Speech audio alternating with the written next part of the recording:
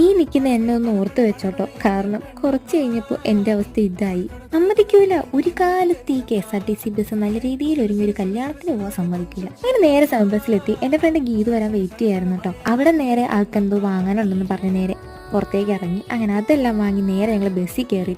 ഞങ്ങൾ സ്പോട്ടിലെത്തി.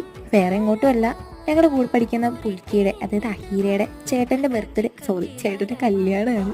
അപ്പോൾ ഞങ്ങൾ ഇത്രയും പേരെ എന്നിട്ട് പോയിട്ടുണ്ടായിരുന്നത്. ഇതാണ് ഞങ്ങളുടെ ഫ്രണ്ട് അഹീര. ഞങ്ങൾ പുൽക്കിന്ന് വിളിക്കും. കല്യാണത്തിന് വന്ന ഫുഡും മിക്കാം. അപ്പൊ ആദ്യം തന്നെ ഒരു ഐസ്ക്രീം സ്റ്റാർട്ട് ചെയ്തു. നേരെ ഓഡിറ്റോറിയത്തിലേക്ക് കയറി. അപ്പോൾ ചേട്ടനും ചേച്ചിയൊക്കെ കേക്ക് കട്ട് ചെയ്യാണ് കേട്ടോ. അത് കുറച്ചു നേരം കണ്ടു നിന്നിട്ട് ഞങ്ങൾ നേരെ ഫുഡ് കഴിക്കാൻ വേണ്ടി പോയി. ഫുഡ് ഒരു രക്ഷയില്ല, അടിപൊളി ഫുഡായിരുന്നു.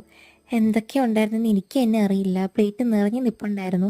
അവസാനം പറ്റുന്നത് രീതി കഴിച്ചിട്ടൊക്കെ ഇറങ്ങി അവിടെ നിന്ന്. ഫുഡെല്ലാം കഴിച്ച് ഫോട്ടോയൊക്കെ ഇട്ട് ഞങ്ങൾ നേരെ വീട്ടിലേക്ക് തിരിച്ചു. ഞാൻ വീട്ടിലെത്തി. ഈ വീഡിയോ എടുക്കുന്നതിന് പിറ്റേ ദിവസം ഞങ്ങൾ കോളേജിൽ നിന്ന് ടൂർ പോകാണ് കേട്ടോ. പറഞ്ഞിട്ട് അന്ന് എക്സാമും ഉണ്ട്.